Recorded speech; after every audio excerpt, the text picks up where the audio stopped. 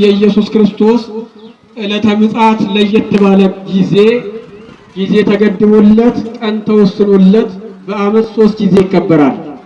አንደኛው የዐቢይ ጾም እኩሌታ ወይም ዕለተ ደብረ ዘይት ነው የክርስቶስ መምጣት የሚታሰበው። ሁለተኛው ደግሞ በወርሃ ህዳር መጨረሻ ላይ ባለው መዝሙር ህዳር ሊጠናቀቅ ልክ ታኅሳስ ሊገባ ባለው ሰንበት የክርስቶስ ምጽአት ይታሰባል።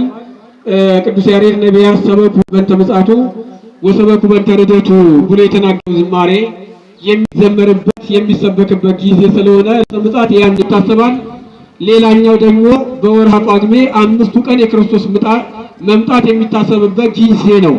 ይሄ ለየት ባለ መልኩ ቀን ተወስኖ ጊዜ ተገድቦ በዚህ ጊዜ ስለ ምጽአቱ ይሰበክ፣ ስለ ምጽአቱ ይዘመር፣ ስለ ምጽአቱ ይቀደስ ተብሎ የተገደበበት የተነገረበት እንጂ ክርስቲያን የሆነ ሁሉ የክርስቶስ መምጣት መላ ዘመኑን እያሰበ ይኖራል። ቤተክርስቲያኒቱም 365ቱን ቀን በሙሉ የክርስቶስን መምጣት ታስባለች። የቤተክርስቲያን ልጆች የሆኑ ክርስቲያኖችም የክርስቶስን መምጣት በ365 በ366ቱም ቀኖች እያሰቡት ይኖራሉ። ቅዳሴ በተቀደሰ ቁጥርም የምናስበው ያንን ነው።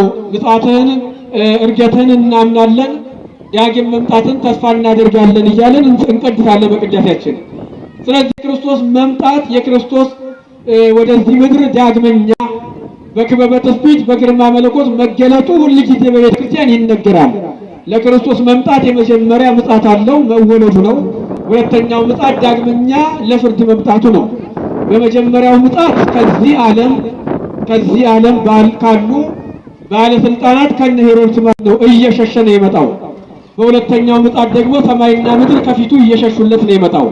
በመጀመሪያው ምጽአት እነ ሄሮድስን ፈራ ተብሎ ይነገርለታል። በሁለተኛው ምጽአት ደግሞ ሰማይና ምድር እሱን ይፈሩታል። በመጀመሪያው ምጽአት ክርስቶስ ተራበ ተብሎ ይመጣል። በሁለተኛው ምጽአት ግን ያንን ሁሉ ጠቅልሎ ሊያሳልፍ ክርስቶስ ይመጣል።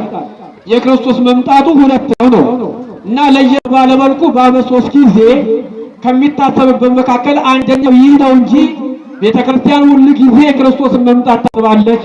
ክርስቲያኖችም የክርስቶስን መምጣት ያስቡታል። ከዚህ ባሻገር መምጣቱን ማሰብ ብቻ አይደለም፣ ይናፍቁታል። ምን ይሉታል? መልሱልኝ፣ ምን ይሉታል? ስለዚህ ትምህርቱ ትንሽ ረቀቅ ይልባችኋል። በተቻለ መጠን ግን እኔ ለእናንተ በሚገባ መልኩ ለመናገር ሞክራለሁ። ክርስቶስ በዚህ ምድር ላይ በሚመላለስበት ጊዜ ቀን ቀን በአይሁድ ቤተ መቅደስ ወይም በምኩራብ እየገባ ያስተምራል። ሌሊት ደግሞ ደብረ ዘይት ተራራ ላይ እየወጣ ኤሊዮን በምትባል ዋሻ ገብቶ ያድራል። መዓልተ ይምሄር በምኩራብ፣ ቀን በምኩራብ ያስተምራል። ወሌሊተ ይበይት ውስተ ደብረ ዘይት፣ ሌሊት ደግሞ በደብረ ዘይት ይገባል። እንተ ስማ ኤሊዮን በምትባል ዋሻ ገብቶ ሲጸልይ ያድራል ክርስቶስ። የዛሬውን በዓል ስታስቡ ግን ከዚህ በተቃራኒ የተፈጸመበት ቀን ነው። ልክ የማቴዎስ ወንጌል ምዕራፍ 4 ቁጥር 1 ጀምሮ ስትመለከቱት ጌታችን መድኃኒታችን ኢየሱስ ክርስቶስ በቤተ መቅደሱ ሲያስተምር የነበረ ክርስቶስ፣ በቤተ መቅደሱ ሲናገር የነበረ ክርስቶስ፣ አይሁድ ካህናትም ሌሎችም ደግሞ ምዕመናንም እየመጡ ያደምጡት የነበረ ክርስቶስ የትምህርት ቦታውን እንደቀየረ ይነግራቸዋል። የማቴዎስ ወንጌል ምዕራፍ 24 ቁጥር 1 ላይ ማለት ነው። ወወጢኦ እግዚእ ኢየሱስ እምቤተ መቅደስ ሆረ፣ ጌታ ኢየሱስ ከቤተ መቅደስ ወጥቶ ሄደ ይላል። ክርስቶስ ከቤተ መቅደስ ወጥቶ ምን አለ? መልሱልኝ፣ ምን አለ? ሄደ። የሄደው ደግሞ ወደ ተራራ ነው፣ ወደ ደብረ ዘይት ማለት ነው። አሁን እስከ ዛሬ ድረስ በቤተ መቅደሱ ተገኝቶ ሲያስተምር፣ ሲሰብክ፣ ሲናገር ለካህናቱም እንደሚገባቸው ለምዕመናኑም እንደሚገባቸው ሲያስተምሩ ቆየ። የኛውን ትምህርት በሚያስተምርበት ጊዜ ግን የትምህርት ቦታውን ቀይሮ ከቤተ መቅደስ ወጥቶ ወደ ደብረ ዘይት ተራራ ሄደ።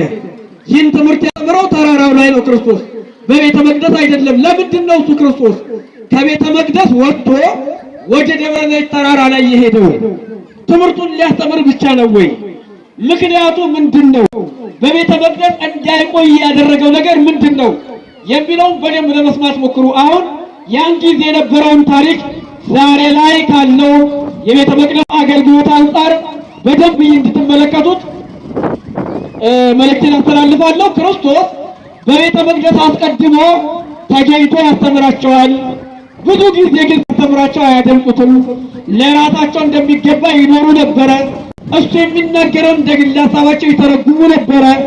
ክርስቶስን በቤተ መቅደስ የሚገኙት ካህናትም ሆነ ቤተ መቅደስ መጥተው የሚያደምጡት ምዕመናን በአንድነት ሆነው ክርስቶስን አናደምጥም አሉት። ቤተ መቅደስ ያስተምር። እየሰማችሁ ነው? እየሰማችሁ ነው ወይ? እግዚአብሔር ይስማን። ቅድም መርሐ ግብር መሪው ደጋግሞ ሲናገሩ ነበረ። አሁን በዛሬው ቀን ቢቸኮል በዛሬው ቀን አይቸኮልም እና ይዟችሁ አትቸኩሉ፣ ሄዳችሁ ምንም አታድርጉም። ክርስቶስ ዛሬ ይመጣል ተብሎ የሚነገርበት ቀን ነው። እሱ ሲመጣ እናንተ ሌላ ቦታ ሄዳችሁ እንዳትተጣጡ እዚሁ ኑሩ ይሉ ነበረ። ልብ አድርጉ። ይህንን መልእክት የሰማ ስንት ሰው ነው? በአንጻሩ ደግሞ ስንት ሰው ነው? የግል ችግር ሊኖር ይችላል። ግን የእግዚአብሔር ልጆች ከቤተ ክርስቲያን የሚበልጥ ከሕይወት የሚበልጥ ከወንጌል የሚበልጥ አንዳች ጉዳይ እንደሌለ በደንብ ልትረዱ ይገባል። ለወንጌል ጊዜ ተሰጥቶ የማናደምጥ ከሆነ የቤተ ክርስቲያኒቱ ዋነኛ ተልእኮ ተቀዳሚ አገልግሎቷ ወንጌል ነው። ቤተ ክርስቲያን ከመሰራቱ በፊት ወንጌል ይቀድማል። ህንፃ ከመታነጹ በፊት ወንጌል ይቀድማል። ለዛ ነው ብዙ ወጪ ያለባቸው ብዙ ልማት ማልማት እየፈለጉ መላከ ሰላም ከመጡ ጊዜ ጀምሮ በፊትም የተወሰነ ጊዜ አንድ መድረክ መጥቻለሁ።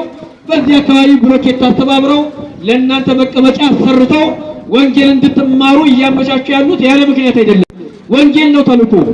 የአስተዳዳሪ ወደ አንድ ቦታ መመደቡ ዋነኛው ጉዳይ ወንጌል ነው። ሌላው በአጠቃላይ የሚጠቀልለው ወንጌል ስለሆነ ነው። ወንጌል እዚህ ያልተሰበከ ያልተማረ ሰው መንግስተ ሰማያት አይገባም። ክርስቶስ ሲመጣም በቀኝ አይቆምም። ስለዚህ ቅዳሴ ማስቀደስ የሚቻለው ቅዳሴ እንድናስቀድስ ወንጌል የሚነግራችሁ መምህር ሲኖር ነው። ይሄን ማመን አለባችሁ። ንስሐ መግባት የምትችሉት ንስሐ ግቡ ብሎ የሚነግራችሁ መምህር ሲኖር እናንተም ስትቀይሩት ነው። ያለበለዚያ ግን ሰምቶ አለመፈጸም በራሱ አንድ ችግር ነው።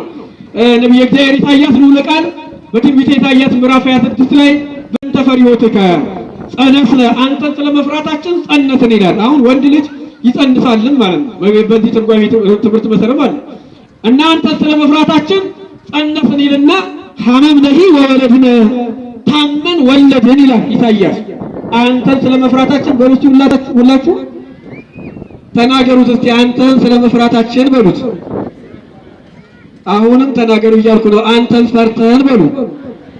ጸነስን፣ ታመን፣ ወለድን ይላል ኢሳይያስ። ምን ማለት ነው? ወንድ ልጅ ይጸንሳል ወይ ልትሉ ትችላላችሁ። በዚህ ትምህርት መሰረት ይጸንሳል።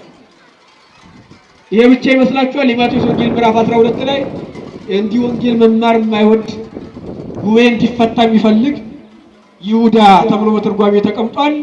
ክርስቶስ እያስተማረ እያለ መጣና ጌታዬ ወንድሞችና እናት በውጭ ይፈልጉሃል አለ። ወንድሞችና ምን? ክርስቶስ የመለሰለት መልስ እናቴ ማን ናት? አሁን እናቱን የማያውቅ ጌታ ሆኖ አይደለም እንደምታውቁት ማለት። እናቴ ማን ናት? ወንድሞቼ እነማን ናቸው?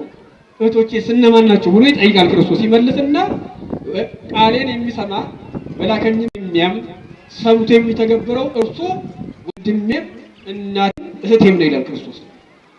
ይሄ ከበድ የሚል ትምህርት ይመስላል። ምን ማለት ይመስላችኋል? የጆሮውን ድንግልና ድንግል ማርያም በድንግልና ነው ክርስቶስን ጸንሳ የወለደችው ማለት ነው።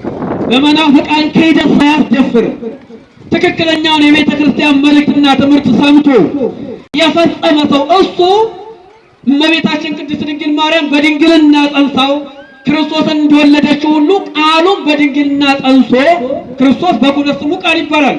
በድንግልና ጸንሶ የጸነሰች ሴት ለመውለድ መታይዛ እንደምትታመም ለመፈጸም ባሰበ ጊዜ ታሞ ጽኑ መከራ አግኝቶት ወወለድነ በሚለው የወለደ ማለት ነው። ንስሐ ግቡ ሲባል የሰማ ይሄ መጸነሱ ነው መስማቱ። ንስሐ የገባ ደግሞ መውለዱ ነው። መውለድ ተብሎ ይተረጎማል። ሰው አምላክ ደመ መለኮቱን ተቀበሉ ሲባል የሰማ እሱ ጸነሰ ይባላል። ሰው ደሙን የሚቀበል ደግሞ ወለደ ይባላል። እና አስራት በኩራት አውጡ ሲባል የሰማ ጸነሰ ይባላል። አስራት በኩራት ያወጣ ደግሞ ወለደ ይባላል። ትንሣኤ ዘህሊናንና ትንሣኤ ዘልቡናን ገንዘብ ያደረገ እሱ የክርስቶስን ቃል ሰምቶ ጸንሶ